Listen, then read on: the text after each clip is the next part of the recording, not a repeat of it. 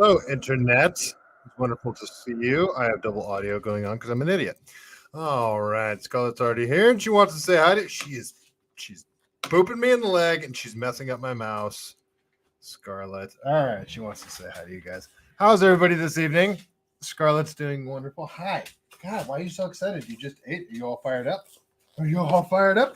Okay. I know. You got a bath and everything. Okay. Can you go lay down? Okay. Can you go lay down? Why are you so fired up right now? No, we're not playing. Can you lay down? Okay, thank you. Good dog. She's such a good dog. How is everybody this evening? I hope everybody's having a fantastic Thursday. We're almost there, folks. We are almost there. It's almost Friday.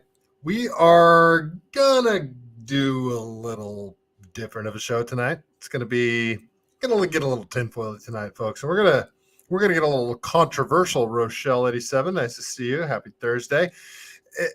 I'm going to talk about some stuff that we're not supposed to talk about. Weird stuff's going on, and Osama Bin Laden's infamous letter is trending. Well, it started trending yesterday because of TikTok, and a bunch of, what are they calling them, the Gen Zers? A bunch of the Gen Zers have discovered Bin Laden's letter. What was it? A letter to America. And I mean, it's kind of, funny is probably not the right word because it's such a, not a great topic, such a dark topic. But I first came across this letter a long time ago. I was in college, and it was in my buddy Matt's garage. I used to go over to my buddy Matt's house after baseball practice, like late at night. Sorry, you guys got to hold on. I got to yell at my dog really quick.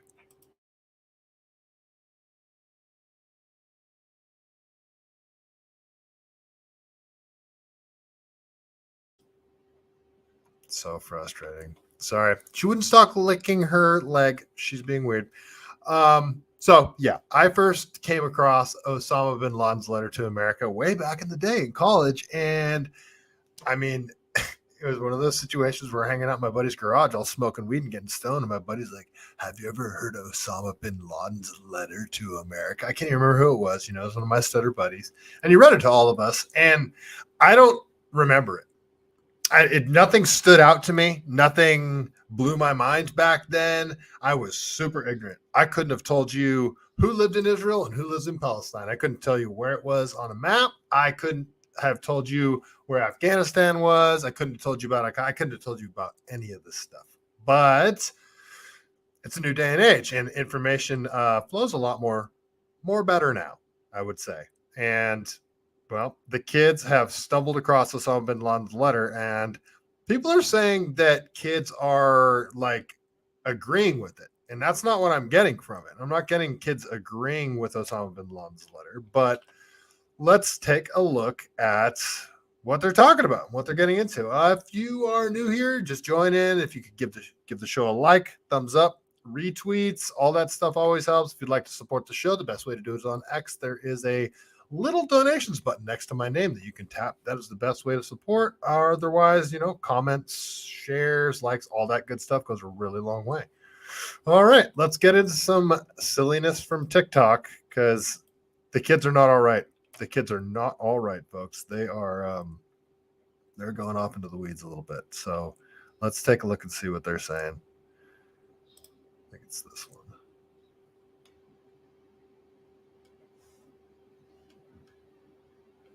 Oh, sorry, folks.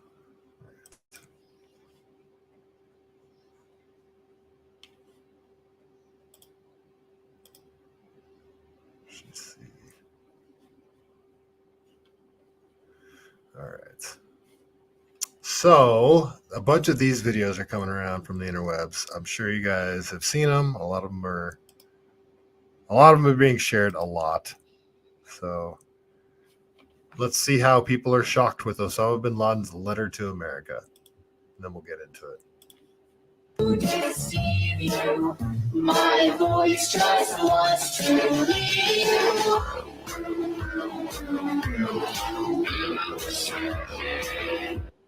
Okay, so yeah, that is her agreeing with him. So she's saying she's celebrating back when we got Osama bin Laden when she was serving in the armed forces, and then her reading it in 2023, realizing he was right, is what she says. How are people just discovering this now? In majority of these situations, and this letter was insanely eye-opening. I really urge everybody to Google and read it, because I thought that I had quite a lot of media literacy, but this takes it to a whole nother fucking level where I was just like, holy shit, like propaganda is genuinely so deeply embedded into our fucking DNA. Read a letter to America. You're probably waking up. You probably have a lot of questions. Welcome to the club. But we don't have a lot of time to sit and talk about everything because there's still so many puzzle pieces that we just do not know about. Go read it. Letter to America. Like, seriously, go read it. Type a letter to America in Google or whatever you use, then come right back. Because this makes a lot more sense. It explains so much. And I guarantee you it's going to blow your mind. And let's talk about it. So go read it, come back. Whew, it's a lot. It's a lot. Deceive you. My voice just wants to lead you.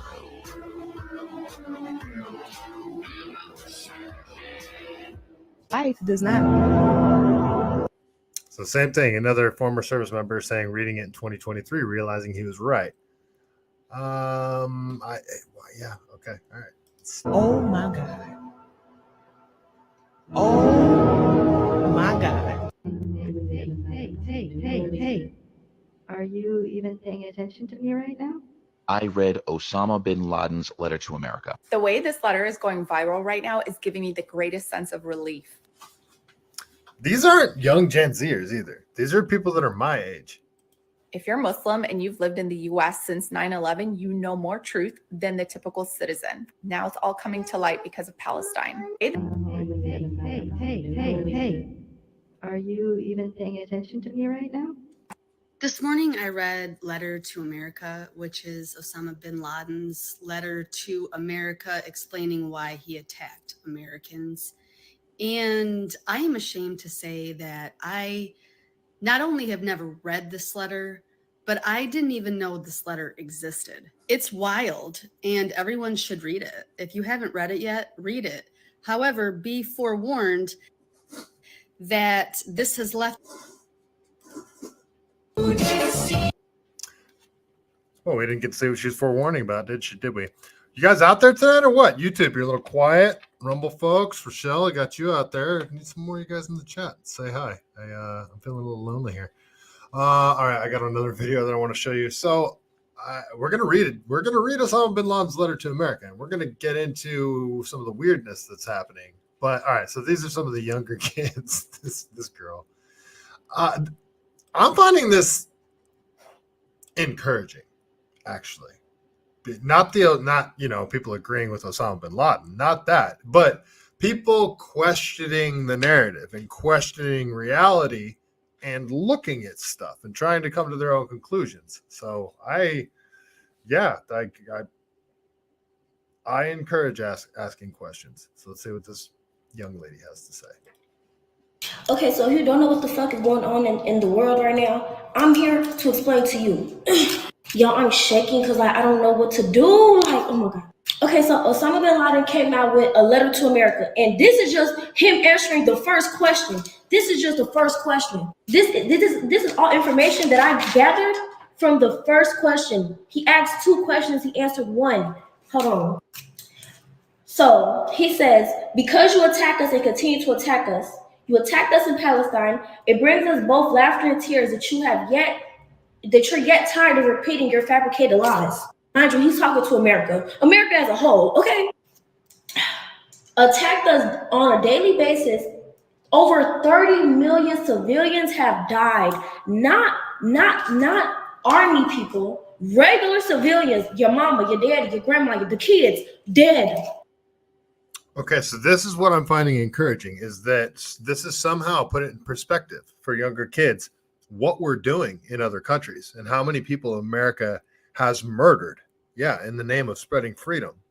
Like how many unjustified wars that we are, even now partaking in. And maybe this letter is having people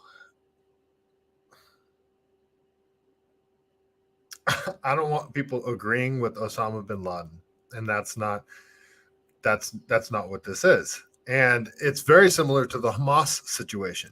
A lot of people say that if you're not on the side of Israel, you're basically on the side of Hamas. That's not true at all. And understanding, not even understanding, but saying that there's reasons behind why Hamas did what they did isn't justifying it. It's not trying to justify it. It's trying to understand their reasoning. Like, if somebody goes and commits a bunch of mass murders, we don't not ask him why he did it. We at least want to hear, yeah, it's a killer. Yeah, it's a psychotic person. We still want to hear what's going on in their head. What was their logic? And yeah, maybe this is kind of making people ask questions. Let's continue. You steal our wealth and oil. I don't know this word, but because of your international influence, you sound entitled, America. The theft is indeed the biggest theft ever witnessed by mankind in history of the world. Starve the Muslims of Iraq. Children die every day. More than 1.5 million Iraqi children have died as a result of your sanctions and did not show no concern. Yet, when 3,000 of your people die, the entire world rises and has yet to sit down. He's talking about 9/11. 3,000 people died in 9/11. Yet every year it's like, oh my God. But yet millions of people are dying. And oh my God. Hold on. He says, you have supported the Jews and their idea that Jerusalem is their eternal capital. And I should also say that the whole J word is a very triggering word for people. And this I'm going to call it alleged letter to America was translated.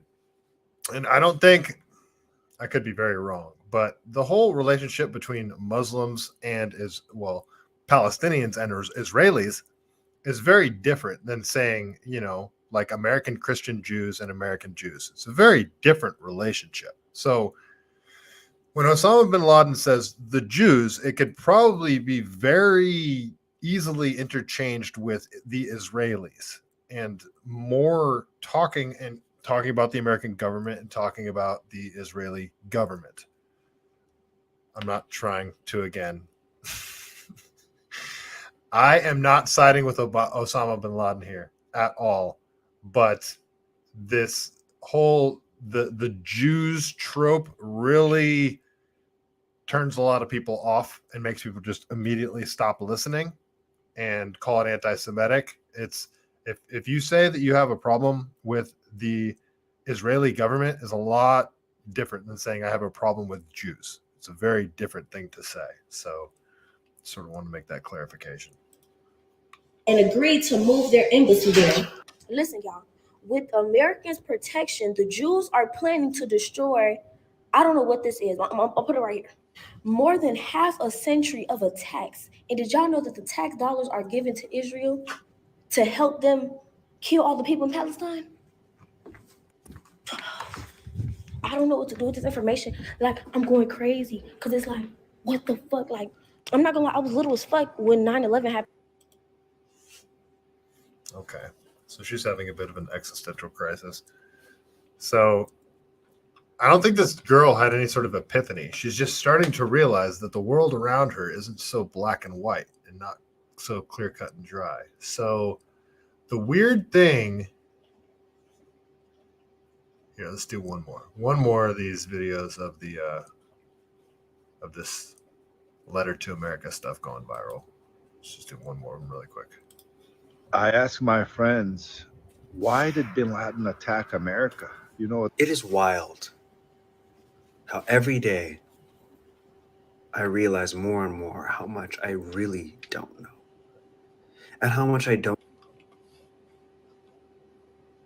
know that is so readily available for me to find out. I just type it in and find out the answer.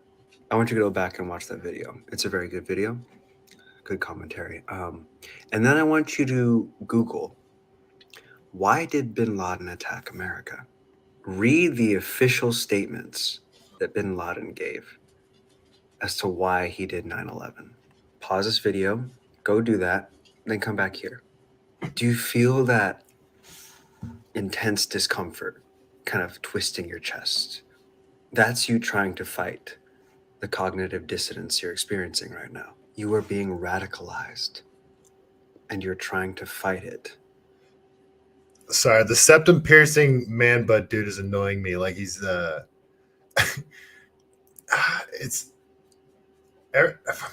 it annoys me when people discover something new and they act like they've opened some sort of secret chamber that only they have access to, and they've achieved some sort of enlightenment.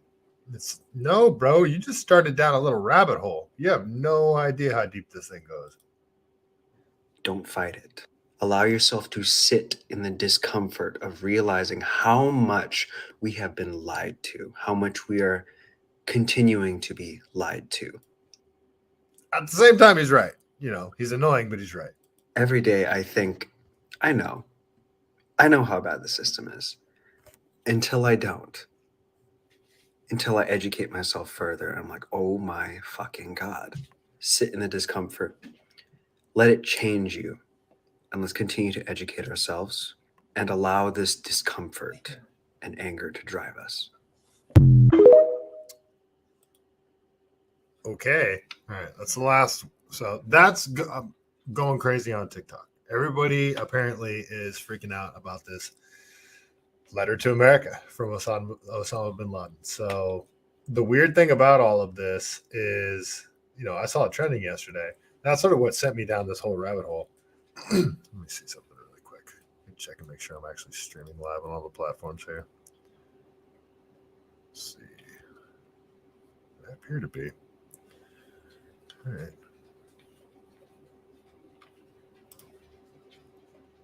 Sorry, folks. Just checking some things here. You guys are just so quiet in the chat tonight. Is it because it's such a controversial subject? Yeah, actually, I probably wouldn't want to comment on this either. All right. So one of the things that tripped me up about this whole thing is I decided to go. I was like, all right, well, let me pull up the letter to America because I haven't, you know, I remember I was like, I haven't read this since Matt's Garage back in the day. So I go to pull it up, and the first thing I find was hey, you guys can still see this, was this here.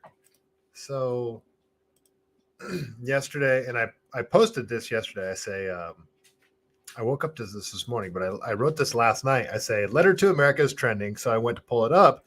The Guardian removed the document. I'm sorry, the Guardian just removed the document. Osama bin Laden's letter to America starts trending on Twitter, and the Guardian immediately removes it from their archive. Why? Because it's just, okay, that's kind of weird. Why'd they do that? You know?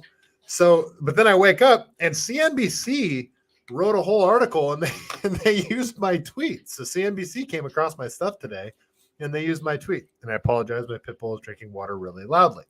So, and I'll just go to this whole article really quick. So,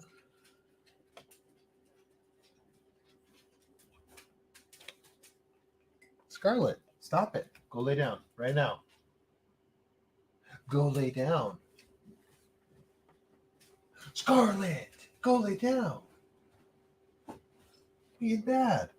And a bad dog tonight. What's with her? All right, let's look at this. So I woke up to this morning. Somebody DM'd me and they're like, hey, they used your tweet in their article. I'm like, what? And yeah. So Guardian deletes Osama bin Laden's old letter to America after the internet starts debating it. So what the heck? The infamous letter to America Osama bin Laden, written nearly 2 decades ago, has stirred the debate online amid the ongoing horrors of the war between Israel and Hamas militants. Leading British newspaper The Guardian, which had published the original letter in November 2002, has removed it from its website on Wednesday, November 15th, after the letter went viral from in the past few days. So, okay, so we got some. Oh, what up, Lonnie?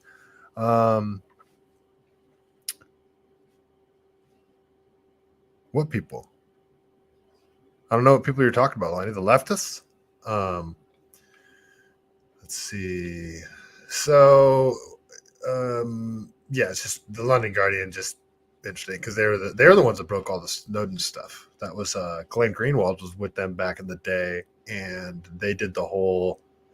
You guys should watch the Citizen 4 documentary. That's a great documentary. But Guardian readers are now witnessing a message on the website which reads, "This page previously displayed a document containing in translation the full text of Osama bin Laden's letter to America. People has reported the Observer on Sunday, 24 November 2002. The document, which was published here on the same day, was removed on 15 of November 2023. So yesterday they removed it. Like it starts trending, and same day they remove it. And okay, crazy.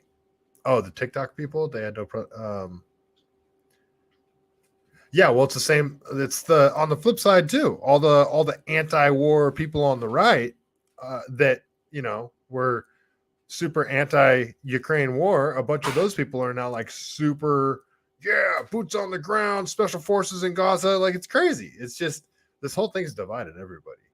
But all right, so I'll go. So look at there's my tweets, and they used my tweet in their article right there. So you can see they probably used it because I took a screenshot of the page where it shows this page previously displayed a document containing in translation the full text of blah blah blah. So all right, Scarlett, what are you doing now? She's being a nightmare tonight. She's all fired up. Go lay down right now. You're being bad. Lay down.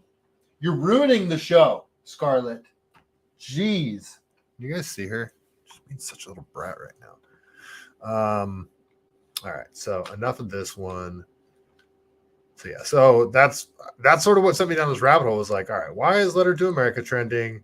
Let me pull up this letter. And then it's like, okay, now they're trying to scrub this letter from the internet. All right. What's going on? This is getting hinky. This is weird. So naturally, I had to go use the Wayback Machine and find the article.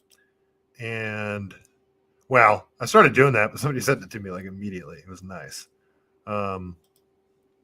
So let's actually look at the Letter to America, shall we?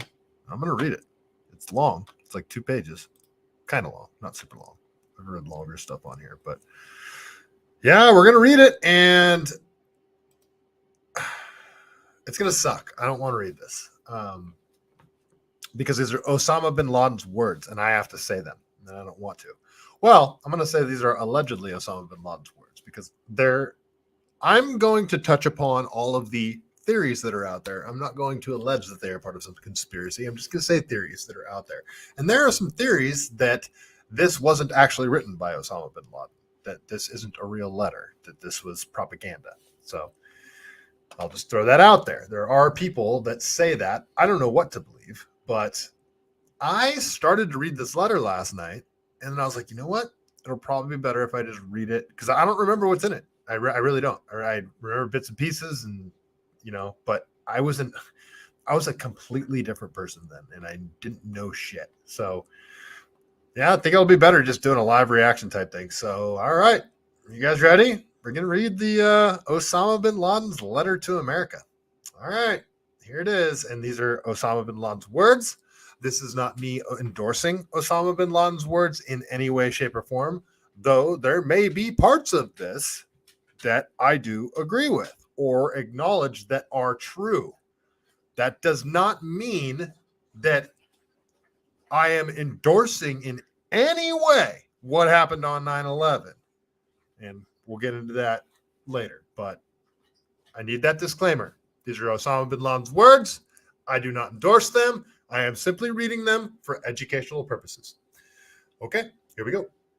In the name of Allah, the most gracious, the most merciful, permission to fight against disbelievers is given to those believers who are fought against because they have been wronged, and surely Allah is able to give them believers victory. Quran 22:39. Those who believe fight in the cause of Allah, and those who disbelieve fight in the cause of Taghut, anything worshipped other than Allah, e.g. Satan. Okay, so that's just a clarification there. So fight you against the friends of Satan. Ever feeble is indeed the plot of Satan. Quran 476. Okay, you guys with me? Some American writers have published articles under the title, "On What Basis Are We Fighting?" These articles have generated a number of responses, some of which adhered to the truth, and were based on Islamic law, and others which have not. Here we wanted to outline the truth as an explanation and warning, hoping for Allah's reward, seeking success and support from him.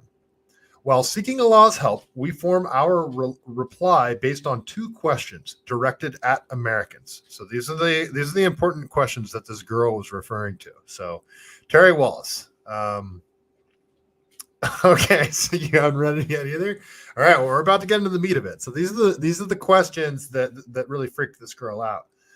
All right, here we go. While seeking Allah's help, we form our reply based on 2 questions directed at Americans. Question 1, why are we fighting and opposing you? Question 2, what are we calling you to, and what do we want from you? As for the first question, why are we fighting and opposing you? The answer is very simple. Because you attacked us and continue to attack us. You attacked us in Palestine. Palestine, which has sunk under military occupation for more than 80 years, sorry there. The British handed over Palestine with your help and your support to the Jews. And again, I'm going to say, I think that could be replaced with Israelis, and it would be just as suiting in this case. I'm not trying to defend Osama bin Laden here. The British handed over Palestine with your help and your support to the Jews, who have occupied it for more than 50 years, overflowing with oppression, tyranny, crimes, killing, expulsion, destruction, and devastation. The creation and continuation of Israel is one of the greatest crimes, and you are the leader of its criminals. And of course, there is no need to explain and prove the degree of American support for Israel. The creation of Israel is a crime which must be erased. Each and every person whose hands have become polluted in the contribution towards this crime must pay its price and pay for it heavily. Holy crap. So they're calling for he's calling for the dissolvement of Israel and punishing anybody that was helped in the formation of it. Okay, that's pretty fairly extreme, but this is the guy that flew planes into the World Trade Center. So it brings us both laughter and tears to see what you have not yet tired of repeating your fabricated lies, that the Jews have a historical right to Palestine, as it was promised to them in the Torah. Anyone who disputes with them is this alleged fact is accused of anti-Semitism. This is one of the most fallacious, widely circulated fabrications in history. The people of Palestine are pure Arabs and original Semites. It is Muslims who are the inheritors of Moses, peace be upon him, and inheritance of the real Torah that has not been changed.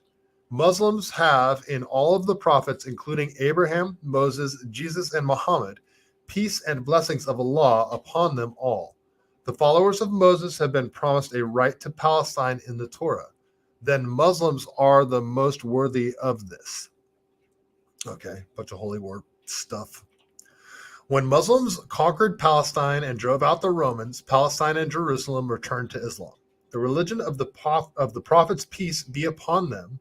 Therefore, the call to a historical right to Palestine cannot be raised against the Islamic Ummah, U-M-M-A-H, that believes in the prophets of Allah. Peace and blessings be upon them. And we make no distinction between them. The blood pouring out of Palestine must be equally revenged. You will know that the Palestinians do not cry alone. Their women are not widowed alone. Their sons are not orphaned alone.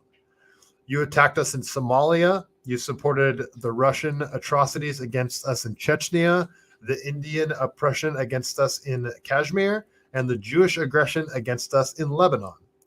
Under the supervision, consent, and orders, the government of our countries, which act as your agents, attack us on a daily basis.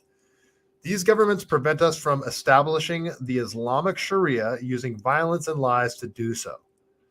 The governments give us a taste. The governments give us a taste of humiliation and places us in a large prison of fear and subdual. These governments steal our ummah's wealth and sell them to you at a paltry price. Paltry, Paltry. Sorry, I don't know that word. Lon, you think it's total propaganda? I don't know. These governments have surrendered to the Jews and handed them most of Palestine, acknowledging the existence of their state over the dismembered limbs of their own people. The removal of the governments in an obligation upon us. The removal of these governments is an obligation upon us and a necessary step to free Ummah, to make the Sharia the supreme law and regain Palestine. And our fight against these governments is not separate from our fight against you. Okay. You steal our wealth and our oil at a paltry price because of your international influence and military threats. This theft is indeed the biggest theft ever witnessed by mankind in the history of the world. Your forces occupy the countries. You spread your military bases throughout them. You corrupt our lands. You besiege our sanctities to protect the securities of the Jews and ensure the continuity of your pillage of our treasures. You have starved the Muslims of Iraq, where children die every day. It is a wonder that more than 1.5 million Iraqi children have died as a result of your sanctions, and you did not show concern. Yet when 3,000 of your people died, the entire world rises and has not yet sat down. You have supported the Jews in their ideal Jerusalem. You have supported the Jews in their idea that Jerusalem is their eternal capital and agreed to move your embassy there. With your help, isn't that what Trump did? With your help, under the protection, the Israelis are planning to destroy Al-Aqsa Mosque under the protection of your weapons. Sharon entered the Al-Aqsa Mosque. Was that supposed to say Sharia? Sharon entered the Al-Aqsa Mosque to pollute it and preparation to capture and destroy it. These tragedies and calamities are only a few examples of your oppression and aggression against us. It is commanded by our religion and intellect that the oppressed have a right to return the aggression. Do not await anything from us but jihad, resistance, and revenge. Is it in any way rational to expect, after America has attacked us for more than half a century, that we will then leave her to live in security and peace? You may then dispute all of the above does not. You may then dispute that all of the above does not justify aggression against civilians for crimes they did not commit and offenses which they did not partake. This argument contradicts your continuous repetition that America is the land of freedom and its leaders in the world. Therefore, the American people are the ones who chose their government by the way of their own free will, a choice which stems from their government to its politics. Thus, the American people have chosen, consented to, and affirmed their support for the Israeli oppression of the Palestinians, the occupation and the usurpation of their land, and its continuous killing, torture, punishment, and expulsion of Palestinians. The American people have the ability and choice to refuse the policies of their government and even to change it if they want. What's funny is that sounds very similar to the rational argument that Israel is trying to make about Hamas, that Palestinians elected Hamas and there's going to be civilian casualties, and well, they shouldn't have elected Hamas. Like, that's sort of the argument that they're making there. It's like a very similar argument. The American people are the ones who pay the taxes which fund the planet, that fund the planes that bomb us in Afghanistan, the tanks that strike and destroy our homes in Palestine, the armies which occupy our lands in the Arabian Gulf, and the fleets which ensure the blockade of Iraq. These tax dollars are given to Israel for it to continue to attack and penetrate our lands. So the American people are the ones who fund the attacks against us, and they are the ones who oversee the expenditure of the monies in the way they wish through their elected candidates. Also, the American army is part of the American people. It is this very same people who are shamelessly helping the Jews fight against us. The American people are the ones who employ both their men and their women in the American forces which attack us. This is why the American people cannot be innocent of all crimes committed by the Americans and Jews against us. Allah, the Almighty, legislated the permission and the option to take revenge. Thus, if we are attacked, then we have the right to attack back. Whoever has destroyed our villages and towns, then we have the right to destroy their villages and towns. Whoever has stolen our wealth, then we have the right to destroy their economy. And whoever has killed our civilians, then we have the right to kill theirs. The American government and press still refuses to answer the question, why did they attack us in New York and Washington? If Sharon is a man of peace, who is Sharon? Who is he talking about? If Sharon is a man of peace in the eyes of Bush, then we are also men of peace. America does not understand the language of manners and principles, so we are addressing the using language it understands. Who's he talking about with Sharon, guys? I don't know who he's referring to as Sharon. As for the second question that we want to answer, what are we calling you? What are we calling you to, and what do we want from you? The first thing we are calling you to is Islam. Blow me, guy. The religion of this unjustification of God.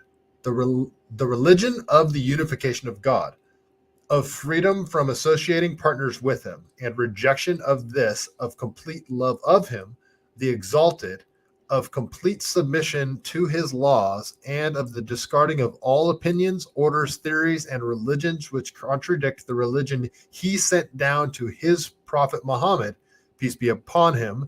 Islam is the religion of the prophets and makes no distinction between them, peace be upon them all. It is to this religion that we call you, the seal of the previous religions. It is the religion of the unification of God, sincerity, the best of manners, righteousness, mercy, honor, purity, and piety. It is the religion of showing kindness to others, establishing justice between them, granting them their rights, and defending the oppressed and the persecuted. It is the religion of enjoining the good and forbidding of evil with the hand, tongue, and the heart. It is the religion of jihad in the way of Allah, so that Allah's word and religion reign supreme. And it is the religion of unity and agreement on the obedience to Allah, and total equality between all people without regarding their color, sex, or language.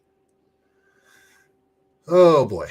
It is the religion whose book, the Quran, will remain preserved unchanged after the divine books and messages have been changed. The Quran is the miracle until the day of judgment. Allah has challenged anyone to bring a book like the Quran or even 10 verses like it. The second thing we call you to is to stop your oppression, lies, immorality, and debauchery that has spread among you. We call you to be people of manners, principles, honor, and purity, to reject the immoral acts of fornication, homosexuality, intoxicants, gambling, and trading with interest. What's funny is the 9/11 hijackers ran into all that stuff. We call you to all of this that may be freed from which you have become caught up in, that you may be freed from the deception, lies, that you are a great nation, that your leaders spread amongst you the counsel from you the despicable state to which you have reached. It is saddening to tell you that you are the worst civilization ever witnessed in the history of mankind. Well, tell us how you really feel. You are the nation who, rather than ruling by the Sharia of Allah in its constitutional laws, choose to invent your own laws as you will and desire. You separate religion from your policies, contradicting the pure nature which affirms absolute authority to the Lord and your Creator. You flee from the embarrassing question posed to you: how is it possible for Allah, the Almighty, to create his creation, grant them power over the creatures and land, grant them all the amenities of life, and then deny them that which they are most in need, knowledge of the laws which govern their lives? You are a nation that permits usury, which has forbidden all the religions, yet you build economy and investments on usury. As a result of this, in all its different forms and guises, the Jewish have taken control of your economy, through which they have taken control of your media and now control all aspects of your life, including their servants achieving their aims at your expense, precisely what Benjamin Franklin warned you against.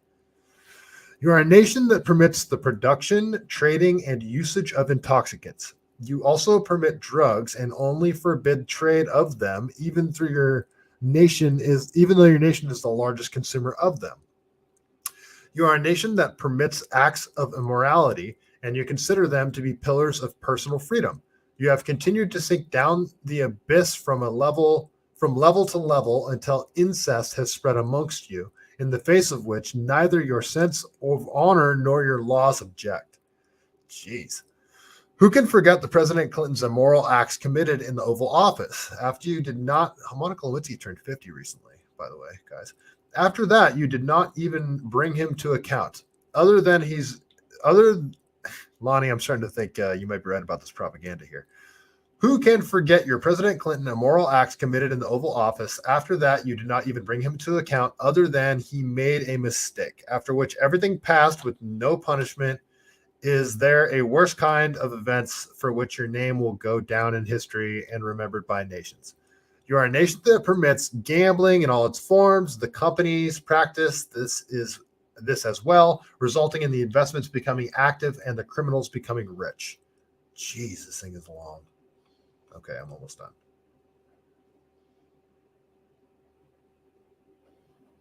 Sorry.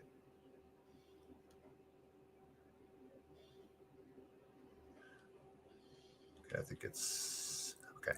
You're a nation that exploits women like consumer products or advertising tools, calling upon customers to purchase them. You use women to serve passengers,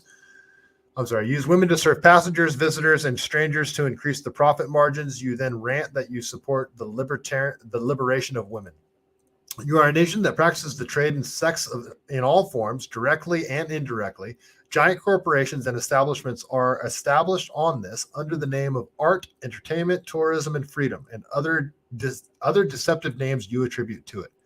And because of this, you have been described in history as a nation that spreads diseases that were unknown to man in the past. Go ahead and boast to the nations of man, you brought them AIDS as a satanic American invention.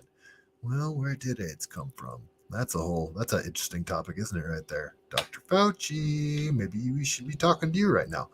You have destroyed nature with your industrial waste and gases more than any other nation in history. Despite this, you refuse to sign the Kyoto Agreement so that you can secure the profit of your greedy companies and industries. Your law is the law of the rich and the wealthy people who hold sway in their political parties and fund their election campaigns with gifts. Behind them stands the Jews, who control your policy, media, and economy. Okay, so this guy is he's not talking about Israel anymore, is he? That which you singled out for in the history of mankind is that you have used your force to destroy mankind more than any other nation in history, not to defend principles and values, but to hasten to secure your interest and profits. You who dropped a nuclear bomb on Japan, even though Japan was ready to negotiate at the end of the war, how many acts of oppression, tyranny, and injustice have you carried out? 0 callers to freedom. Let us not forget that one of your major characteristics, your duality in both manners and values, your hypocrisy in manners and principles. All manners, principles, and values have two scales, one for you and one for others. The freedom and democracy that you call to is for yourself and for white race only. As for the rest of the world, you impose them your monstrous destructive policies and governments, which you call the American friends, yet you prevent them from establishing democracies. When the Islamic Party in Algeria wanted to practice democracy and they won elections, you unleashed your agents in the Algerian army onto them and to attack them with tanks and guns, to imprison them and torture them. A new lesson in the American Book of Democracy. Okay. Your policy prohibiting and forcibly removing weapons of mass destruction to ensure world peace, it only applies to those countries which you do not permit to possess such weapons. As for the countries you consent to, such as Israel, then they are allowed to keep and use the weapons to defend their security. anyone else who you suspect might be manufacturing or keeping these kinds of weapons, you call them criminals and take military action against them. You are the last ones to respect the resolutions of policies of international law, yet you claim to selectively punish anyone else who does the same. Israel has for more than 50 years been pushing UN resolutions and rules against the wall of full support of America. As for the war crimes which you censure and form criminals courts for, you shamelessly act that your own are granted immunity. However, history will not forget the war crimes that you committed against the Muslims and the rest of the world, those you have killed in Japan, again, Afghanistan, Somalia, Lebanon, and Iraq will remain the shame that you will never be able to escape.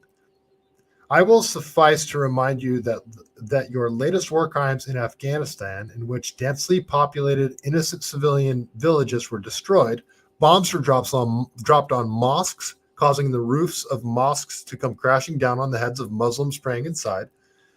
You are the ones who broke the agreement with the Mujahideen when they left Kunduz, bombing them in Jangri Fort, and killing more than 1,000 of your prisoners through suffocation and thirst.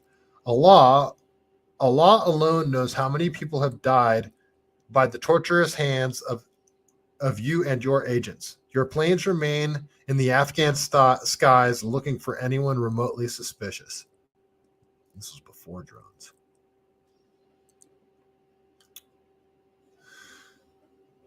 You have claimed to be the vanguards of human rights, and your Ministry of Foreign Affairs issues annual reports containing statistics of those countries that violate human rights. However, all of these things vanished when the Mujahideen hit you, and you then implemented the methods of the same documented governments that you used to curse in America. In America, you captured thousands of Muslims and Arabs, took them into custody with neither reasoned court trial nor even disclosing their names. You issued newer, harsher laws. What happens in Guantanamo is a historical embarrassment to America, and it values and it screams into your faces, you hypocrites, what is the value of your signature and in any agreement or treaty? What we call you to, thirdly, is to take an honest stance with yourselves, and I doubt you will do so, to discover that you are a nation without principles or manners, and that the values and principles that you are something which you merely demand from others. And that the values and principles to you are something that you only demand from others, not that which you yourself must adhere to. We also advise you to stop supporting Israel and to end your support of Indians in Kashmir, Russians and Chechens, and also cease supporting Manila government against the Muslims in southern Philippines. We also advise you to pack your luggage and get out of our lands. We desire for your goodness, guidance, and righteousness, so do not force us to send you back as cargo in coffins. Sixthly, we call upon you to support the corrupt leaders. We call upon you to end your support of the corrupt leaders in the countries. Do not interfere in our policies and methods of education. Leave us alone, or else expect us in New York and Washington.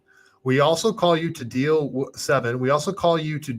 us and interact with us on the basis of mutual interest and benefits, rather than the policies of subdual, theft, and occupation, and not to continue your policy of supporting the Jews, because this will result in more disasters for you. If you fail to respond to all of these conditions, then prepare for a fight with the Islamic nation, the nation of monotheism that puts complete trust in Allah and fears no one other than Him, the nation which addresses its Quran with words, do you fear them? Allah has more right than you should fear Him if others are believers. Fight against them so that Allah will punish them by your hands and disgrace them and give you victory over them, and heal the breasts of believing people and remove the anger of their believers' hearts. Allah accepts the repentance of whom He wills. Allah is knowing, all wise. Quran 9:13-1. The nation of honor and respect. But honor, power, glory belong to Allah and His messenger. Muhammad, peace be upon him, and others. Quran. Okay, there's a bunch of Quran passages I'm not going to read. The nation of martyrdom, the nation that desires death more than your desire life. All right, that's it. This is our message to Americans and an answer to their errors. Do they now know we fight them, and ever which form of ignorance, by the permission of the law, we shall be victorious. Okay. All right. That was freaking long. Did Kanye write this? Oh my God. Oh, Lonnie. Bro, Lonnie, get out of here. No, Kanye didn't write this. Lonnie, this is a letter from Osama Bin Laden to America. This is not a letter from Kanye, though it very well could have been. This needs to be run away. I to read Ben Shapiro's voice. Oh my God. Veteran Glass, you're awful. Oh man. That was long. That was hard to read. That took a lot longer than I thought it was going to take to get through. All right. So I don't know why this is blowing so many people's minds. Like, yeah, he says some stuff that's correct in there. Like, I'm very anti-war. We shouldn't treat Israel as an air force or a aircraft carrier, like Biden was just saying in that viral video that's going around. Like, we shouldn't be meddling in all these other countries and all that stuff. But I mean, there's plenty in here that I disagree with, and he certainly jumps from over here to way over here a lot. But there's a lot of people also that don't even think that this was written by Osama bin Laden. So I don't know. Make of that what you will. But so, you guys ever heard of the Smith-Mundt Modernization Act of 2012?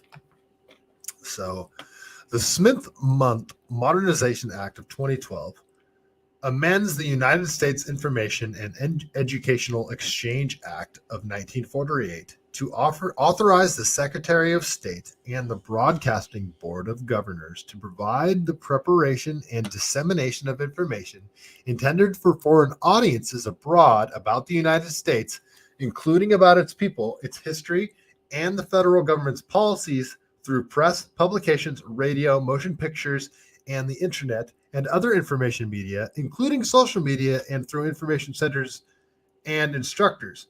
Under current law, such authority is restricted to information disseminated abroad with a limited domestic exception. You guys catch that? So the propaganda that we were allowed to spread overseas, government propaganda that we were allowed to put out there through radio, motion pictures, the internet, other forms of media, publications, through the press, all of that was allowed to be put out there that was only for foreign audiences. This made it so they could broadcast that to us now. What I read is that they can now run Psyops through the media legally with this Smith-Mundt Modernization Act. But to show that I'm just making up conspiracy theories, let's go to factcheck.org. So they're not even talking about the Smith-Mundt Act here, but Obama didn't authorize lying by the media. This is from factcheck.org here. This is from Angelo Fischera, posted October 18, 2019. Just before COVID. Crazy. Wait. Yeah, just before COVID. Quick take. Social media posts falsely claim that former President Barack Obama signed a bill that made it permissible for the media to get away with lying. The bill had no bearing on private media outlets or what they can report. Full story. A piece of legislation signed into law under the Obama administration did not give license to the media to get away with lying, contrary to what social media posts on Facebook and Twitter claim. Have you ever wondered how the media gets away with lying? It's because on 12/29/2012, Barack Obama signed the NDAA bill, H.R. 4310, Section 1075. The post reads, "This authorized the use of propaganda within America, which has been illegal since 1948." This should be the Smith-Mundt Act that they're talking about. Obama signed H.R. 4310. This is HR 5736. So they're not talking about the same thing here. Or the National Defense Authorization Act for fiscal year 2013 in January of 2013. But nothing in that bill applies to what private media organizations in the U.S. are allowed to or not allowed to report or publish. That independence is enriched in the First Amendment of the Constitution. In reality, so here we go. In reality, one section of that massive bill lifted a decades-old ban on content produced by media organizations funded by the government's broadcasting board to governments now called the United States Agency for Global Media from being distributed domestically. I'm sorry, didn't you just confirm it right there? In 1976, President Gerald Ford signed into law the charter for okay. So we'll get away with the Smith-Mundt Act, but to me, this sounds like information that the government was allowed to put out and disseminate to audiences abroad to spread American propaganda. It's now okay to do that here to try to spread some sort of. That's how I'm reading it, but maybe I'm completely missing something. Bantering 2008 to 2016 is chock full of bullshit. What are we talking about? I'm not sure what you're referring to there. So let's keep going here. So on that same sort of note, it was never illegal. CIA can only operate. They can't operate domestically. So any sort of stuff, psyops that they were running on United States citizen isn't. Sorry, I got distracted by the comments here. Hey, Michael, read messages. Rochelle, who was Sharon? Oh, Prime Minister of Israel. Oh, okay. From 2001 to 2006. She's known to the Arab world as the Butcher of Beirut. Oh, okay. I had no idea. Okay. Mentions of Obama actions triggers you? Yeah, me too. Okay, so Operation Mockingbird. So, sure, many of you guys are familiar with it. Many of you may not be, but basically it was a narrative spreading operation conducted by the CIA and the United States government through the media. And they would use journalists and, well, let's go to a quick video just explaining quickly what it is. If I can find it. There it is. All right, so let's just watch this quick video on Operation Mockingbird. I can finally take a sip of my drink. I'm parched, folks. Over 3,000 CIA contracted and trained operatives were placed in key positions within top media outlets. Posing as editors and journalists, these well-paid actors never dared to question the effect of their lies on the world beyond their cozy studio. How often does the CIA manipulate the media in this way? It goes beyond your wildest imagination. Setting up student organizations so they could draw radical students in. 5,000 university professors co-opted to help the CIA manipulate people's minds.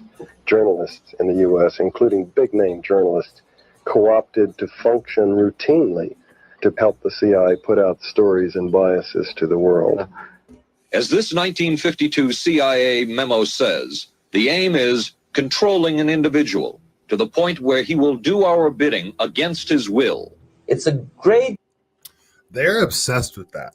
The CIA is absolutely obsessed with creating some sort of on-off switch to get people to do what they want without having any recollection of it. That's the whole MK Ultra. Yeah, it's mainly MK Ultra. I want to say the Harvard LSD trials, all sorts of stuff. But a lot of people think that, what's his name? Manson, the Manson murders, that he had that ability, that he had the ability to get people, that he had them under his control, and that Charlie Manson was a CIA asset, and that's how he was allowed to get away with some stuff. You guys should read the book. Now I'm blanking on the name of the book. It's such a fantastic book. I just read it. But you guys got it in the chat. I have to look it up to find it. It's going to bother me if I don't tell you. Let's see. What is it? Chaos. Charles Manson, The History of the CIA and the Secret History of the 60s. You guys got to read that book. It's a fantastic book. But there's a reason I'm actually getting at an overall point here. So kind of the overall point is we don't know it's true because of all this. We don't where did Osama's letter to America come from? Like, did Osama bin Laden write that letter? Is sort of the question. How do we know that he really wrote it? Brainwashing process to change the perception of reality of every American to such an extent no one is able to come to sensible conclusions in the interest of defending themselves, their families, their community, and their country. It was the telecommunication. So that was Yuri Bezmenov talking right there. If you guys aren't familiar with Yuri Bezmenov, I highly recommend doing a search on him and listening to any of his lectures. He's talking about subversion. And part of the process of subversion is this thing that he's describing where you flood people with so much misinformation and disinformation that nobody knows what's real and nobody knows what's true. And it's this demoralizing thing. It causes people anxiety. And it's happening to a lot of us right now. And imagine how much worse it's going to get with AI and deepfakes and all that stuff. So that's what he's describing right there. That this is a technique that the intelligence agencies use to screw you up, to get you all out of sorts, to not know what's real. You know, it's a tactic. Communications Act of 1996 that opened the door for predatory corporations to monopolize the industries of print and broadcast. This bill protects consumers against monopolies. It guarantees the diversity of voices. Today, a handful of corporate empires own and control the vast majority of everything you read, hear, and watch. From the biggest movie studios, television and radio networks, newspapers and magazines, to the vast universe of internet news and entertainment sites. Amazon has transformed its operations in response to COVID-19 to protect employees and keep packages flowing. The company is keeping its employees safe and healthy while still delivering those packages to your doorstep. Keeping its employees safe and healthy. The company is keeping its employees safe. The company is keeping its employees safe. Millions of Americans staying at home are relying on Amazon. And that is how it works. Sound familiar, folks? So, a little bit about Operation Mockingbird there. So, since they ended with what we all just went through. So, I mean, yeah, I'm getting a little tinfoily right now, but let's just review the last 3 years and go back to 2019. And think in 2019, if anybody would have described to you what has occurred in the last 3 years, you would have said they're crazy. So let's review some of the Operation Mockingbird propaganda that happened. So let's talk about ivermectin for a bit. Whether ivermectin was effective or not effective doesn't really matter. It's super safe. There's really no downside for using it as a treatment, even if it doesn't work, because it's not risky. So why was it attacked so viciously hard? Many of us knew this right from the beginning, as soon as they started attacking it, about the emergency use authorization of the COVID vaccine. In order for the COVID vaccine to get its emergency use authorization, no viable treatments for COVID could have existed. All right? Like, think about that. In order for the COVID-19 vaccine to be approved for emergency use authorization and given to everybody on earth, that's what they tried to do. In order for them to even be able to do that, another effective treatment cannot exist, because if it does, there's no need to rush a vaccine and get an emergency use authorization, because this thing's kind of under control. So if hydroxychloroquine, they had a whole kit. By a year into this thing, they had a whole, they called it the Z-Pack, hydroxychloroquine, monoclonal antibodies, ivermectin, vitamin D, zinc. There was a whole kit that they figured out that really was effective, apparently. But let's review how they attacked ivermectin. And it should really put in perspective the Operation Mockingbird thing and how under control the media is. If the United States government really determines that it's a 100% crucial for a certain idea or policy to be conveyed to the American people in a certain way, they have absolute control over that message. Absolute control over it. The entire messaging to the American populace, and that should be very clear to everybody in America by now from the last 3 years. American corporate press is Pravda. It's no better. We always made fun of Russian propaganda, RT, all that stuff. Everybody should be aware that American corporate media is no better than Pravda at all. It is straight up propaganda. Not it's got a little bit of stuff that's off and they're trying to paint, a brighter picture. No, it's 100% straight propaganda. We should all be aware of that by now. So let's listen to RFK talking to Rogan about ivermectin. I saw the CNN thing where they made my face yellow and said I was taking horse medication, which is that to say that and to repeat that over and over again is such a what's going on, man? A clear indication that they conspired. It's such a, because it's uniform. It's horse dewormer, uniform. A medication that's used far more often in human beings. It's been prescribed for billions. Yeah, it's insane. And the fact and won the Nobel Prize for efficacy in humans. Yeah, in humans. Yeah. It was wild. It was just. I don't think it actually won the Nobel Prize. I think it was nominated, so that should be said. They had to do it. They had to discredit ivermectin because because there's a federal law. The federal law, the emergency use authorization statute, says that you cannot issue an emergency use authorization to a vaccine if there is an existing medication that has been approved for any purpose that is demonstrated effective against the target illness. So they had to destroy ivermectin and hydroxychloroquine and discredit it, and they had to tell everybody it's not effective, because if they had acknowledged that it's effective in anybody, the whole $200 billion vaccine enterprise would have collapsed. Really think about that. That's what this all was. Think about how heavy the propaganda was, especially here in California. If you were driving down the freeway in California, you would see billboards. You would see electronic billboards. In fact, there's a billboard still up out near, I think near Lodi. My buddy sent me a picture of it. It says, exercising is hard. Getting vaccinated is easy. Not even a joke. That's a real billboard that still exists on highway. I think it's Highway 5. That's insane. The electronic billboards that would say get vaccinated today, it was absolutely insane.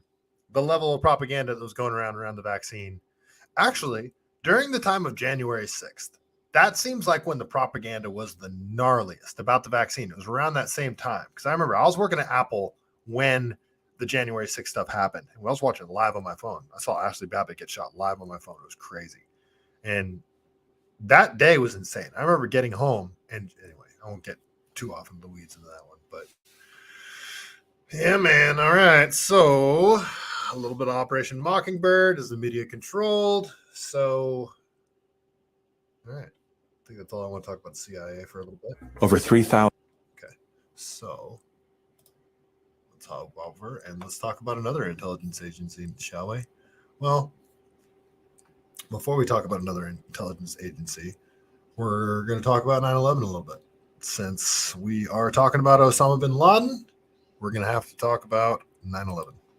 So there's a lot of controversy, should we say, around 9/11. There's a lot of people that get really insulted if you suggest that 9/11 isn't everything that they said it was from the get-go that the official narrative, if you question the official narrative at all, but there's a lot of unanswered questions about 9/11. We're not going to go too far down the 9/11 rabbit hole today, but I do want to show this quick video because, yeah, there's a handful of things that I'm not going to suggest that I know what happened on 9/11 or present any sort of theory, but there's a whole bunch of stuff that doesn't add up. Building 7 being the primary one, the hole in the Pentagon when the plane hit the Pentagon. When it originally hit, it was just a hole. There's no wings, there's no spots where the engines would have impacted.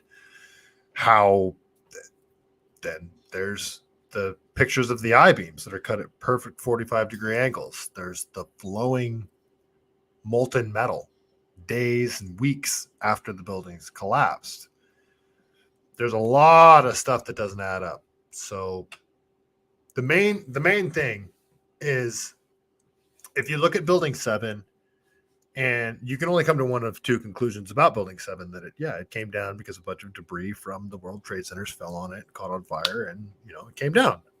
That's one of the two conclusions you can have. The other conclusion is, no, that's controlled demolition. And if you come to the conclusion that that's controlled demolition, that opens up a whole Pandora's box.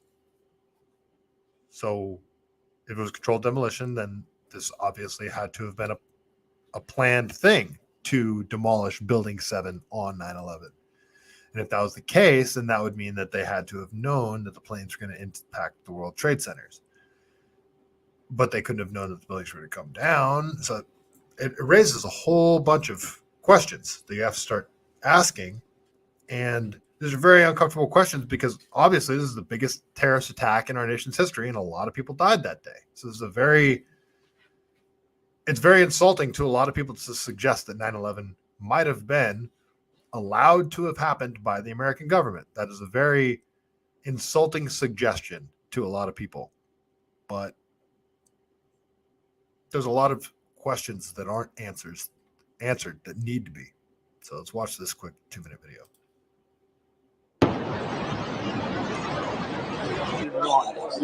Floor by floor instead of popping out. It was just if they had detonated. Detonated. Planned to take down a building. Boom, boom, boom, boom, boom, boom, boom. All the way down. I was watching it and running. Floor by floor instead of popping out. It was just if they had detonated. Detonated. Planned to take down a building. Boom, boom, boom, boom, boom, boom, boom. All the way down. All of a sudden, it was like bang, bang, bang, bang, bang, like bullet shots.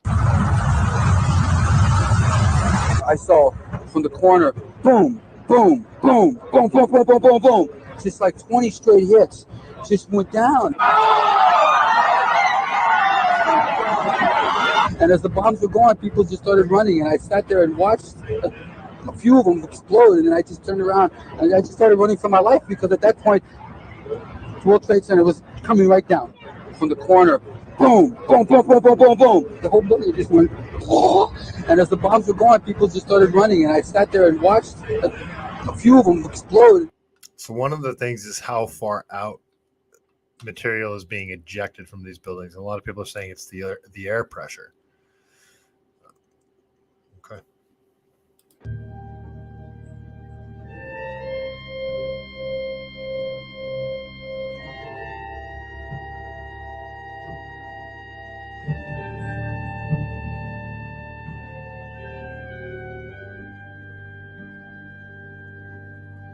So you see how far things are getting ejected out from the building. And so I remember watching this the day it happened and thinking, like, how did this, being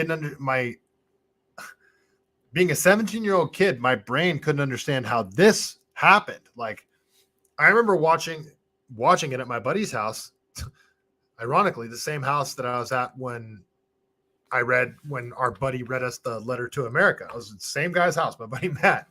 And I remember watching the building burn, the towers burn, and the tower where the plane impacted higher.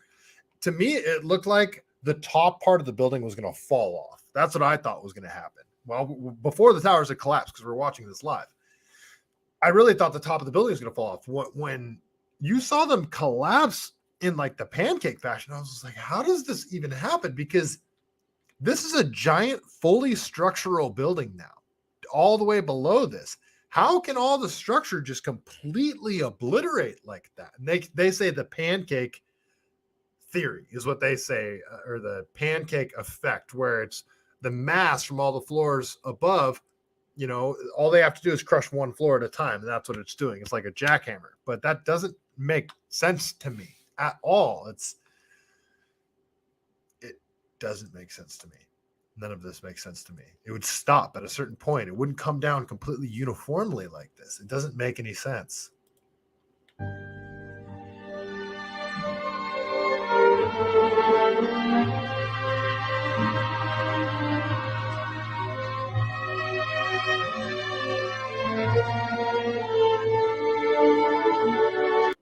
And this is obviously highly emotional footage for a lot of people to watch. And this isn't making light in any way of the lives that died on 9/11, especially the people that started jumping from the buildings. Those are some of the most horrific images to come out of the whole thing. The people that were trapped and ended up jumping.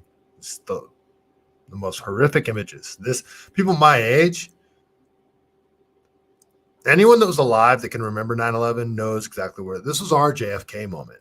People my age. No, everyone remembers where they were. Everybody remembers that day, all the details of that day.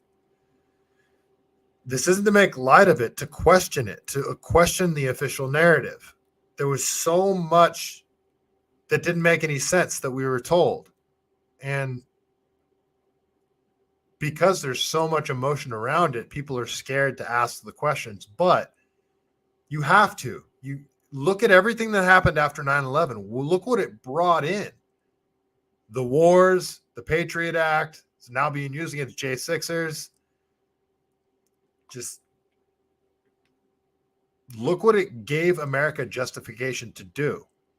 And you'll see why I'm harping on this and what I'm getting at in a bit.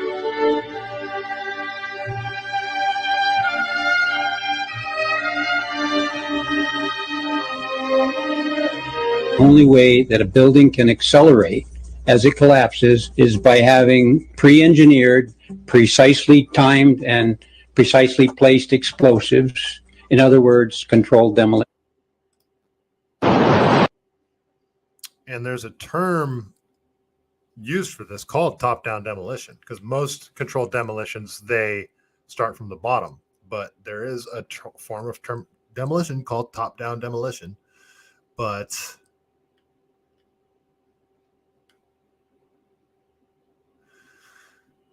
so then people ask, well, how would they have been able to accomplish this type thing? And I'm not going to suggest that I know how they would have done something like this.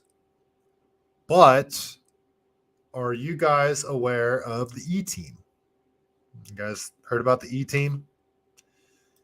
So in the months leading up to 9/11, there was a group of Israeli students.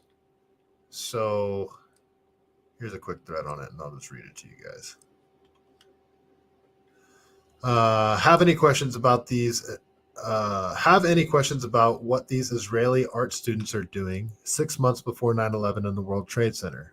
What are you looking at? Why are Israeli art students doing electrical work on the World Trade Centers? What's in those boxes? And then it says, look up Methodical Deception by Rebecca Roth on YouTube.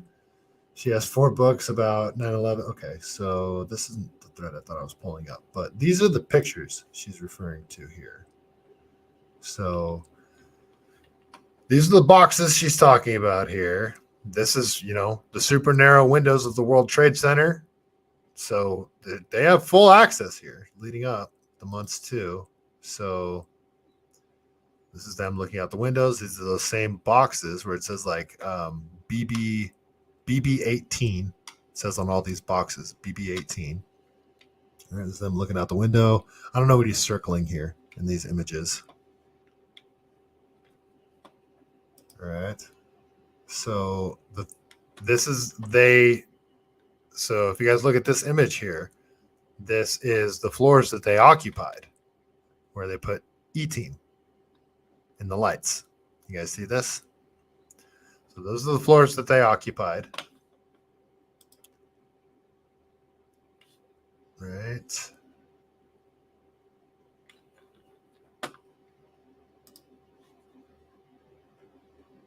I have another thread on this somewhere.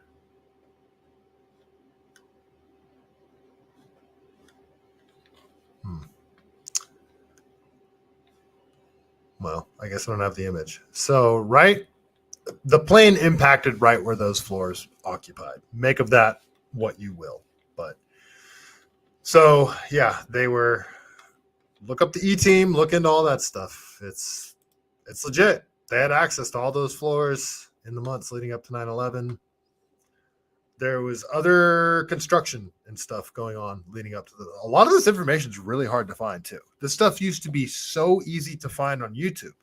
Like that's another reason today why I think so many of these TikTokers' brains are exploding, because they don't have access to the information that we had access to when we were younger.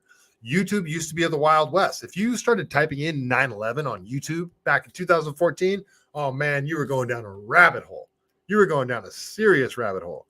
You can't even find these videos anymore unless you know the exact name of the video you're looking for. There's so many videos that you can't find on YouTube anymore. I mean, anatomy, what was it? Anatomy of a Deception, something like that. There's loose change, tons of information that didn't end up being correct in these documentaries, but so many of them. And now this information is just hard to find. So make of that what you will. All right, so let's talk about Mossad a little bit. The cousin to the CIA, if you will. So, all right, here's the E-Team pictures that I was talking about. So,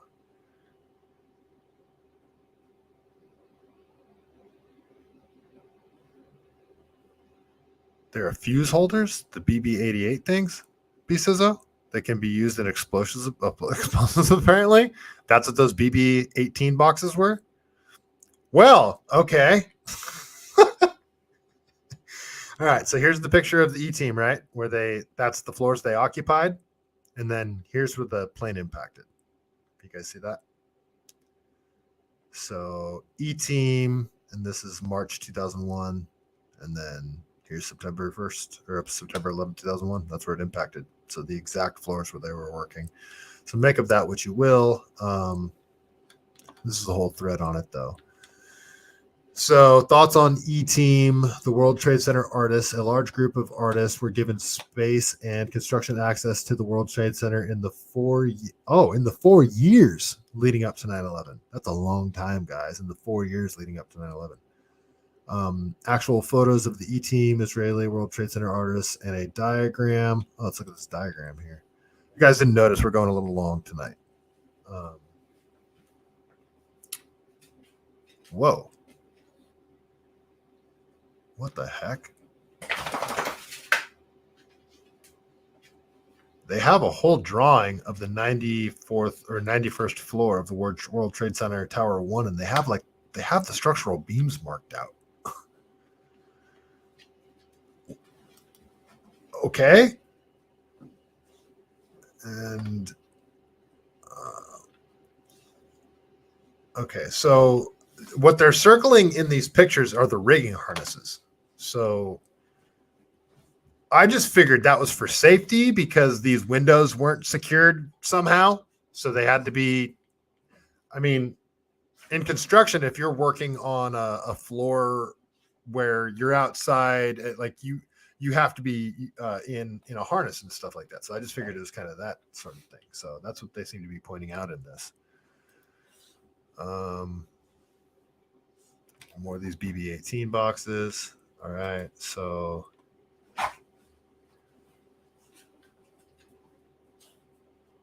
let's see. I want to call your attention to the artist groups E-Team and Gelatin, who were selected to be part of the Lower Manhattan Cultural Council, LMCC, Worldviews Studioscope programs that allowed him and other artists to work in the World Trade Center. live in the World Trade Center in the 4 years leading up to 9/11 in different floors, including 91 and 92 of the North Tower.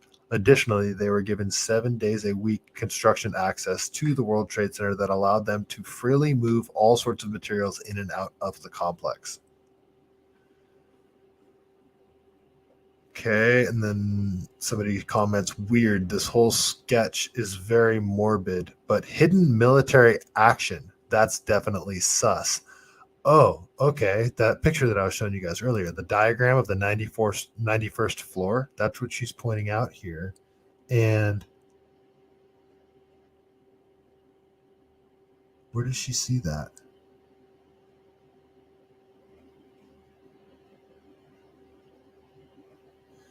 So somewhere on this document, she sees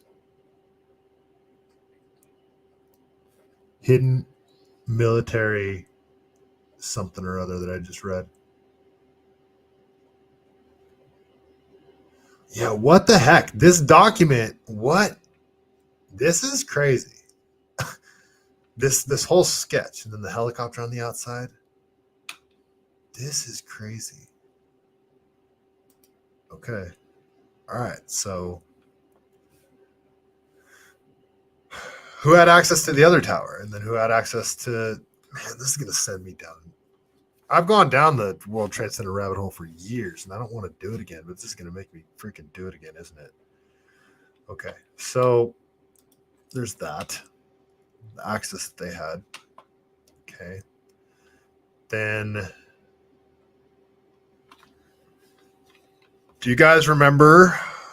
and I'm not suggesting here that Israel did 9/11, but there's evidence to suggest that we and Israel had advance notice that this was going to happen.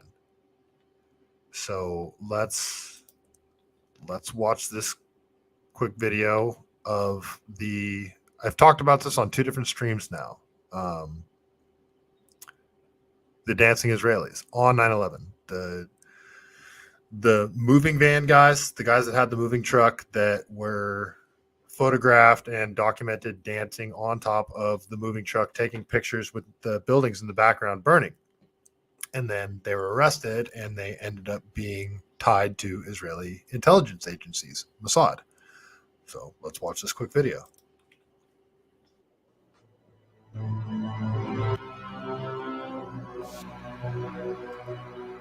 Sorry for the annoying, ominous music. It was widely reported that men had been celebrating the attack after recording the first plane strike. They were not Al-Qaeda, but they were detained.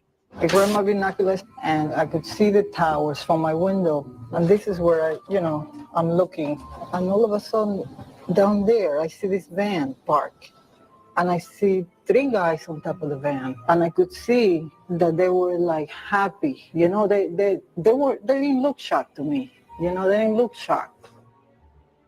There was a group of Israelis, some of whom later were revealed as Mossad assets, who were arrested after cheering and high-fiving and videotaping the crash of the airplanes into the World Trade Towers. Several other men were detained after a van full of explosives was stopped outside of Manhattan. Earlier, we had heard that an FBI spokesperson said that there was a report on the George Washington Bridge, which is another facility which you folks are responsible for policing, a report that there had been a van stopped there that had explosives. Asked this week about another sprawling investigation and the detention of 60 Israelis since September 11th, the Bush administration treated the questions like hot potatoes. I would just refer you to the Department of Justice with it. I'm not familiar with the report. I'm aware that some Israeli citizens have been detained. With respect to why they are being detained and the other aspects of your question, whether it's because they're in intelligence services or what they were doing, I will defer to the Department of Justice and the FBI to answer that. On March 6, 2002, a draft report from the DEA said it may well be an organized intelligence gathering activity. Despite all of this, all the Israelis were let go without any espionage charges being filed.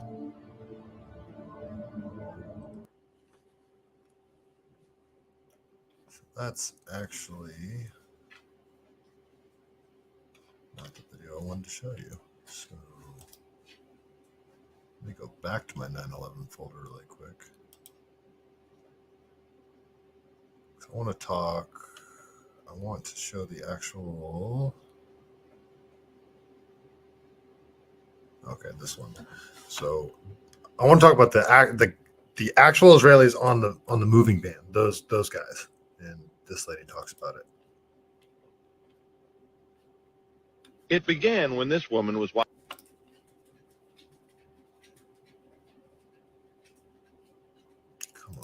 watching the Twin Towers burning from her apartment in New Jersey. She noticed 3 men on top of a van, posing for pictures with the towers burning in the background. And I could see that they were like happy. You know, they didn't look shocked to me. You know, they didn't look shocked. I thought it was very strange. The witness called police, who stopped the van hours later and arrested 5 men. All 5, it turns out, were Israeli. They were turned over to the FBI. Sources tell ABC News during a check of national security databases, some of the men were listed as having had connections with Israeli intelligence. At the FBI, that set off alarm bells. The FBI needed the answers to 3 important questions. Who were these men? What brought them to that parking lot on the morning of September 11th? And did they have any advance knowledge of what was going to happen that day? The men said they were just taking pictures at the time. They said they worked for a company called Urban Moving. The FBI obtained a search warrant for the company's offices. 2 SUVs were filled up with between 9 and 12 boxes and computers. Not long after the arrests, the offices of Urban Moving were simply abandoned. Almost everything was left behind. Very reminiscent of that lab they found out near like Turlock, California.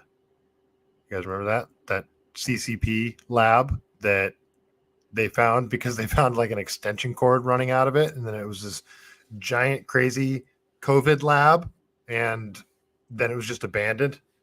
Very similar. In jail, the 5 Israelis were repeatedly interrogated and given lie detector tests. Stephen Gordon was their American lawyer. They were asked questions if they had ever been approached by or hired by any non-United States intelligence community. While there is still some debate among American intelligence officials, many investigators believe some of the men were part of an Israeli operation aimed at monitoring radical Islamic charities that support groups like Hamas, something lawyers for the 5 men and the Israeli government strongly deny.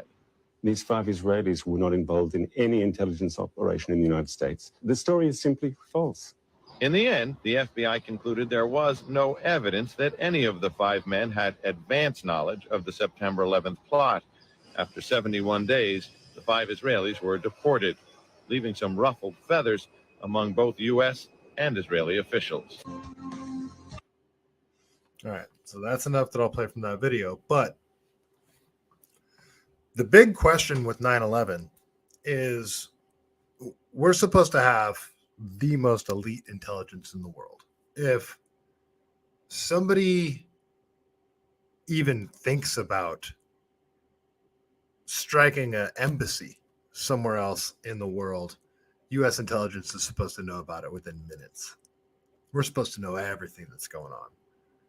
So at the bare minimum, planes being allowed to fly into the World Trade Center, the Pentagon,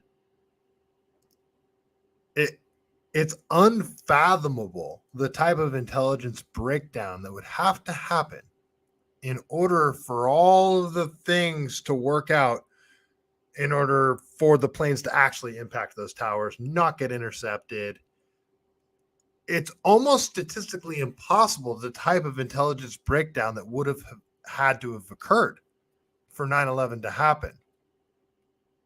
And then take our buddies over in Israel and the Mossad intelligence that they have from the Middle East. There's no way they didn't know. Or I guess they didn't. I guess so. I guess my question is the CIA and Israeli Mossad really that straight up incompetent to allow 9/11 to happen? Like that's what they're saying. No, it was just, nope, we're just really that bad. That's how 9/11 happened. We didn't see it. They snuck it past us. We're that bad. We are that ineffective. We are that incompetent. That is what the CIA is saying. And so all this, and then after 9/11, because we had a complete intelligence agency breakdown, what do they decide to do? Create more intelligence agencies. Let's not forget the Twin Towers. They were doing an audit to try and locate the trillions of missing money. So that was in the Pentagon. That was Donald Rumsfeld the day before on September 10th, 2001. He says, yeah, guys, sorry, we can't find $2.4 trillion. Can't find it. Don't know where it went.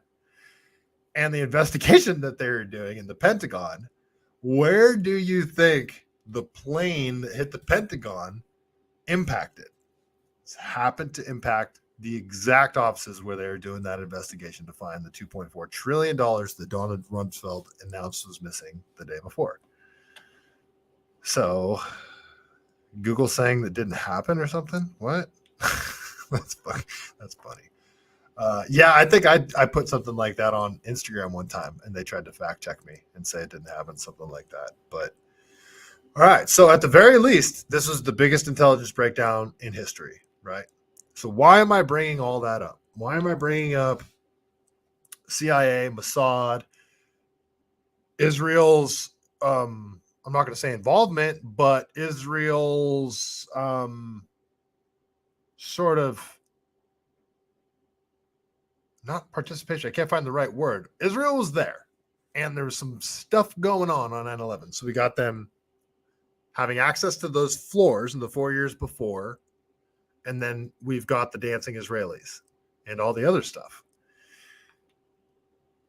And then we've got our CIA. Okay, so let's fast forward 20-something years. Right? Okay, let's yeah, I think. Oh, sorry, guys.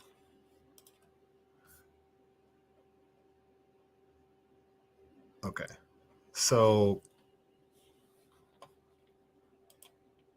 everybody knows about October 7th. What happened on October 7th in Israel? They're calling it their 9/11. And it was an attack that took a lot of preparation. It was a coordinated attack. Very large, coordinated attack that they had to prepare and practice for. And apparently they didn't respond for 6 hours. The attack started, and Israeli IDF didn't respond for 6 hours. And then information came out that the AP, CNN, the Associated Press, CNN, and the New York Times and Reuters had journalists embedded within Hamas terrorists on October 7th. So that would imply they knew ahead of time, right? And then you have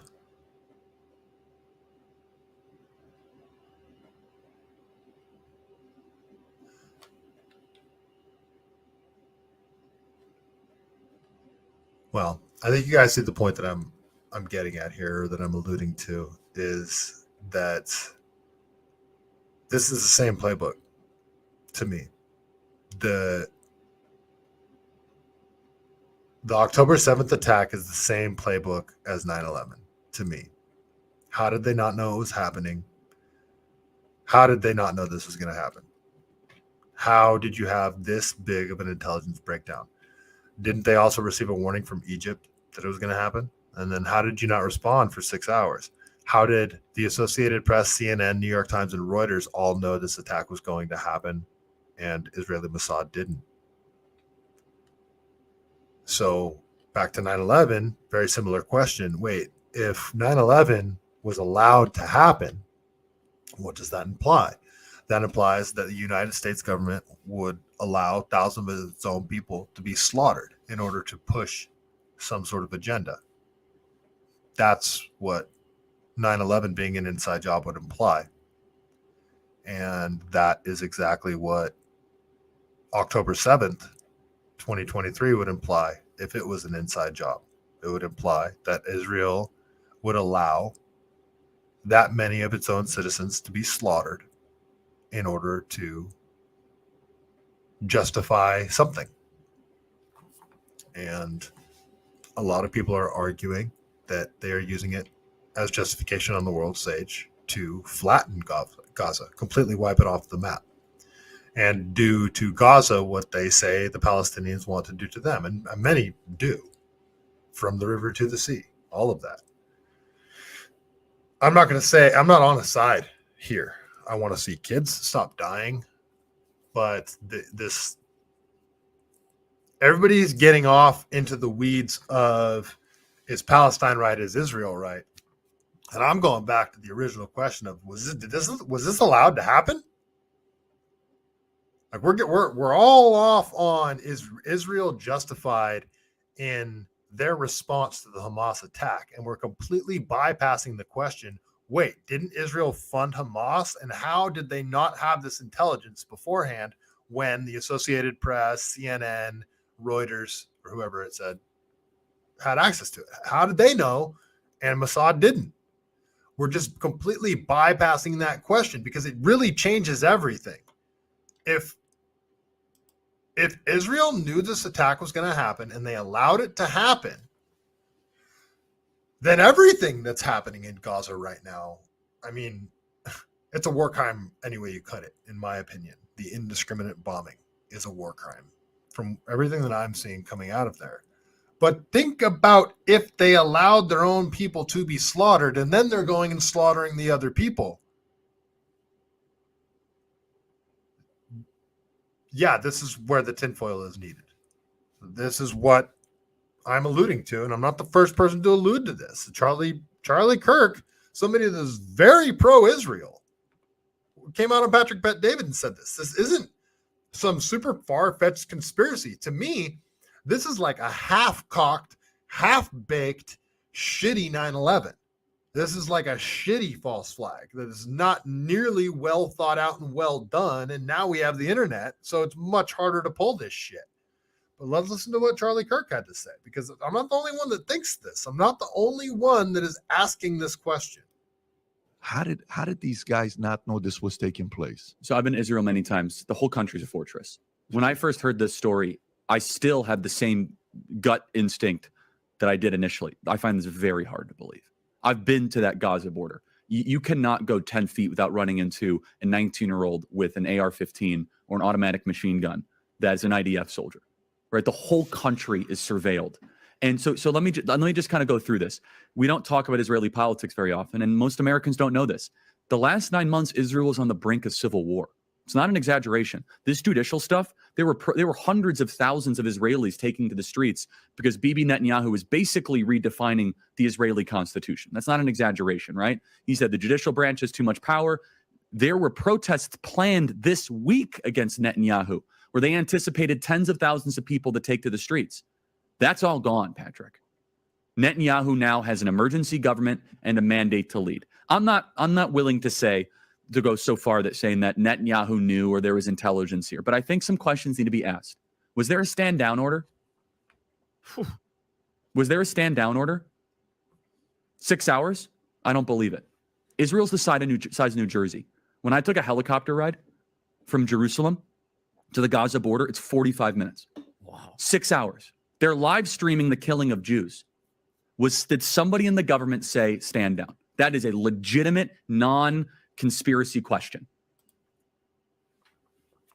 Okay.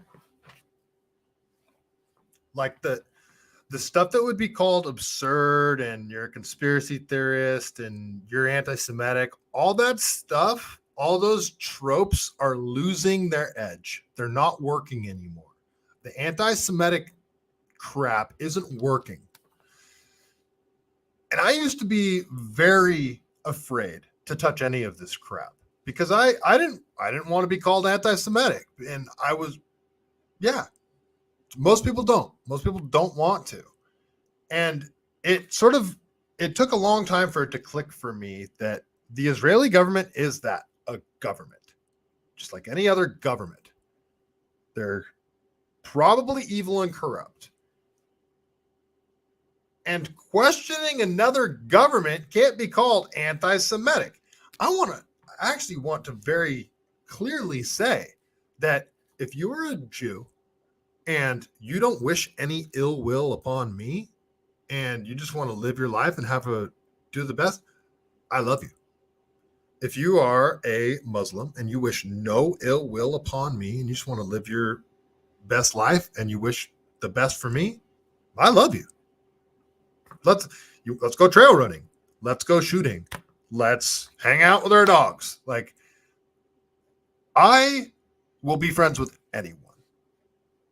If you are a good soul, a good person, and you admit that you don't got it all figured out, and there's questions and different perspectives, and we need to have tough conversations. If you're that type of person, you're my people. I don't care what your religion is, what your sexual orientation is, what your skin color is, any of it. I don't care. If you are along the lines of liberty and individualism, you are my people. So any criticism of the Israeli government that is called anti-Semitic should just be tossed in the garbage can. It's becoming clear too that is a tactic, and it's like a Mossad tactic, if you ask me. But let's listen to this lady talk about it. I think I have her here.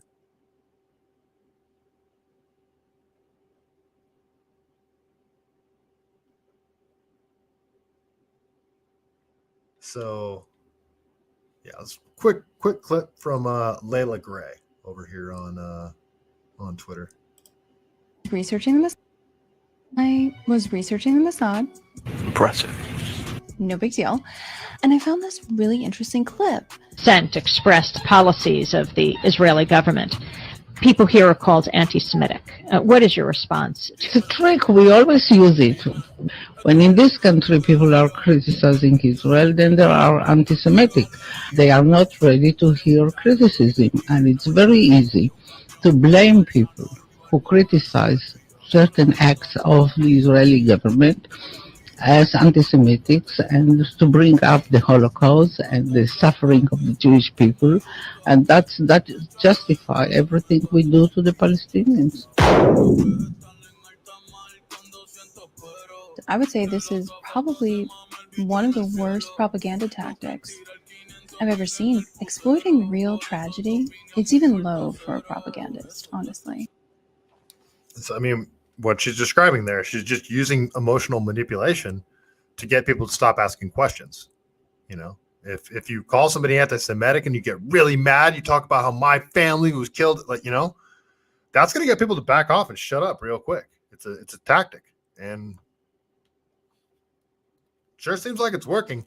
The thing is, the world stage is seeing what's happening in Gaza, and they're not happy with it. I'm a non-interventionist anti-war, and this is between y'all, Israel and Palestine. But from what I see, Israel can't call the Palestinians the aggressor, especially if that attack was allowed to happen, and especially if they funded Hamas as a way to try to keep them on a leash. So that's what I'm seeing. That's how I'm reading this. And this is my personal opinion. I'm not trying to push it on any of you guys, but this is what I'm seeing. So, all right. Have you guys seen any of these? So this is JP puts this out because, I mean, I feel like he kind of speaks for all of us here. So JP, the buff redhead comedian, I'm sure you guys know who this guy is. He's great, but he put out this video talking about the Israeli-Palestine situation, and yeah, let's Let's watch some of it. 7 minutes, so I probably won't play the whole thing.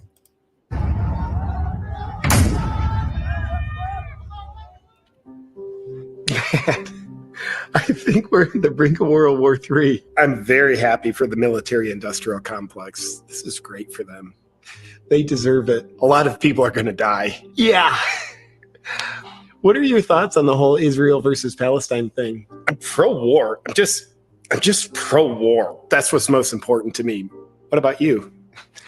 I'm anti-peace. Though different, I can empathize with your perspective. How do you think we got here? Where a month ago, none of us were emotionally enraged into supporting an all-out Israel versus Palestine war, and now all of a sudden we're all emotionally impassioned into believing this war must happen. Well, Operation Mockingbird. I think the reason why I'm so pro-war all of a sudden is because I've effectively been manipulated by weaponized morality via the media. Well, it started with Hamas's evil terrorist attack on innocent Israeli civilians on October 7th. Because that's pure evil, I'm automatically on board with retribution against them at all costs. And now the retribution against them involves thousands of Palestinian civilians being killed in bombings that are intended for Hamas, which I'm totally on board with because of what Hamas did on October 7th. Me too. Then there's all the kill the Jew people around the world dedicated to looking like evil idiots. They're totally on board with war because them being on the other side, they want all the Jews eradicated. They probably don't know that they look like little crappy Hitler clones, do they? Not too much self-awareness on their part. But in addition to all the kill the Jew people wanting war, there's people who see them looking like detestable evil idiots, and that makes them want war even more because of how detestable all the kill the Jew people are. I'm now even more anti-peace. Same. And then there's all the devastating things that Israeli government has done to Palestinian people over the last handful of decades. Pretty terrible. So that unto itself causes more people to get on board with this war because they think what the Israeli government has done is pretty unjust. There's just no justice and peace. Then there's all the imbeciles on U.S. college campuses openly supporting Hamas. See, this... He's so good. He's so good because it's very clear what he's doing here. He's harping on both sides, and it's not trying to take a middle ground. Being anti-war is just being anti-war always and not wanting people to die. So when you look at what's happening out there, you can, if you point and say, hey, Israel, no, stop bombing the crap out of Gaza. And then all of a sudden Palestinians are like, yeah, you're with us. And the leftists, no, you idiots that shut down the Bay Bridge in San Francisco today. And then a bunch of, like, there was a medical transport where body parts couldn't get to a surgery today because these idiots locked down the Bay Bridge. It's, no, I don't stand with Palestine. I don't stand with Israel. I want you guys to stop killing each other. And I don't want the U.S. to help either side kill the other side. We don't want that. Saying that Israeli citizens deserved what Hamas did to them. And because they're such a vile group of people openly supporting evil terrorists, that makes it that much easier for people on the other side to slide down the slope of being super on board with this war without really thinking about it because they're so against what these pro-Hamas college campus idiots stand for. College is always money well spent. So at this point, no matter which side you're on, we all want war. It's the only answer. Yeah, we all do want war all of a sudden, but how could you not when the media is feeding us all these things that make us passionately certain that war is super justified? Yeah, so what's important to not think about is how the media might be playing us to be super supportive for war. What do you mean? The media is just telling us what's going on. It just so happens that hearing what they tell us has swayed us all to want an incredibly deadly thing that none of us genuinely wanted even a month ago. Yeah. Do you remember how all throughout COVID, you saw the media as nothing but a propaganda arm influencing people to support masking, lockdowns, jabs, and the abolishing of constitutional rights? Dude, I didn't trust a thing they told me about what was going on. Right. And have you ever thought about why you're now trusting what the media is telling you about what's going on with Palestine and Israel? No, I never have thought about that. And I don't think I will. Which is great. You're not supposed to. And do you think the media has changed since COVID? Well, I mean, I'm the one sort of believing them now and going along with how they want me to be pro-war. So they must have changed and become a little more honest, right? Yeah, that's probably it. And the other thing not to consider is why all of us who are super pro-war all of a sudden are being played into supporting this war. What shouldn't I consider about that? Well, just 2 weeks before the October 7th Hamas attack, Israeli President Netanyahu showed the UN Assembly a new map of the Middle East, and it had no Palestine on it. And given the fact that the Israeli government originally funded Hamas, you have to wonder if their plan was to get Hamas to attack them in an evil, unforgivable way, which then justifies a massive retaliation of force to literally wipe Palestine off the map. The media hasn't told me much about that, so you're probably just an anti-Semite. Exactly. That's the new term meant to intimidate people from remembering their humanity and realizing they might be getting played by the globalists into supporting this war. Got me to say it. And then you can further consider how the U.S. is funding both sides of the war, giving $6 billion to give to Iran, to give to Hamas, and we're sending billions to Israel to aid in their military effort. Couldn't be about oil. I'm sure it's not. So when you consider these facts, you might start to... Quick side note, you guys ever wonder where Hamas got all those ARs chambered in 5.56? Weird, right? Believe that war was the goal all along, meant to accomplish a further goal that's not being honestly shared by certain governments. And they're using the media to prey on people's morality that just wants evil abolished and justice for good in order to get them to be supportive for this war. So you're saying the reason why I might be so pro-war no matter what side I'm on is because I've been played by the media to be obedient with her nefarious agenda? No, of course not. What I'm saying is if you're a good person, you better forget your humanity and be all out supportive for this war. Okay, I am. I support it. Thank you for standing with the current thing. You're a good little sheep. Thank you. You're welcome. I believe health equals freedom, and that's why I started Awaken CBD, because I want to... You know what? So since I just used some of his content, I'm going to play his whole commercial for you guys because, well, he does great stuff too. So this is Awaken CBD. I want you guys to actually watch this. Check out his products. You know, I'm using his content, so I'm going to play his commercial. Help support the viewers of this channel, myself and my family, with the most important element of freedom there possibly could be: your health. With Awaken CBD, I am proud to bring you the highest quality CBD in terms of potency and purity available on the market. Personally, I love using CBD to help my sleep and ultimately give me more energy, help me recover from bumps and bruises, aches and pains, and help me relax from the daily stress going on. Now, I'll tell you this, I think there is immense power in good habits done consistently. And when they are, I call those my freedom rituals. And taking CBD is one of my freedom rituals that I absolutely love. And if you'd love to bring a freedom ritual into your life with Awaken CBD, I'd invite you to check out our full line of products, including full spectrum CBD oil, CBD gummies, sleep gummies, and also introducing Nano CBD. I'm stoked that we can now offer Nano CBD because it breaks down the normal CBD molecules into little nanoparticles, which enables your body to absorb more of the CBD faster, which gives you all the CBD benefits you love, just with more potency and quicker. So if you'd like to bring a freedom ritual into your life, please check out awakencbd.com. I appreciate you. What's funny is I want to try it now. I use CBD on my ankles and on my knees, the non-psychoactive stuff. It seems to help a lot with inflammation. So it'd be nice if I got a sponsor, a CBD sponsor. All right. So I think you guys sort of understand the whole idea around this show, that nothing is what it seems. Things that were propagandized into not looking at and not questioning and told we shouldn't look at, the more we should look at it. And when people have a really emotional reaction to something, just because you're looking at it, that should be a red flag to you. It should be a red flag to you, and you should look at that thing even harder, look at it even more.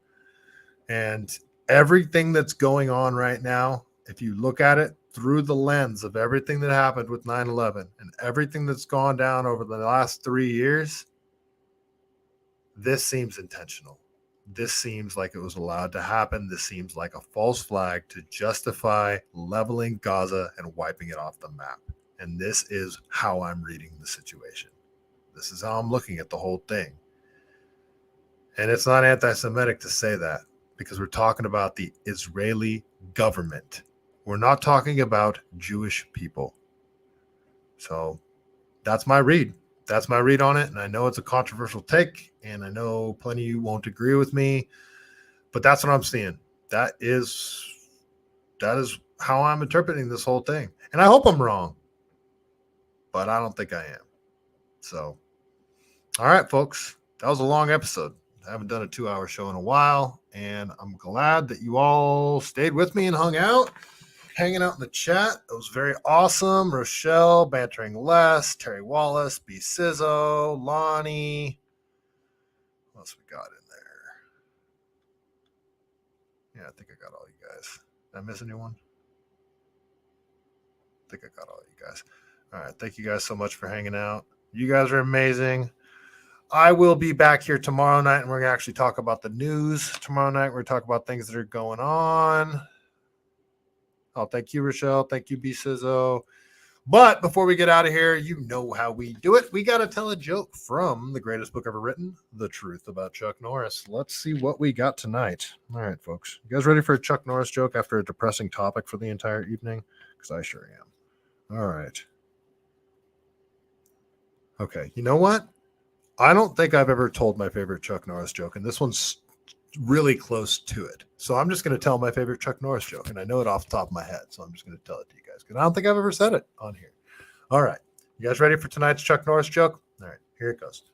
Chuck Norris's dick is so big that it has its own dick. Chuck Norris's dick's dick is bigger than your dick. And on that note, folks, stay CaliBased.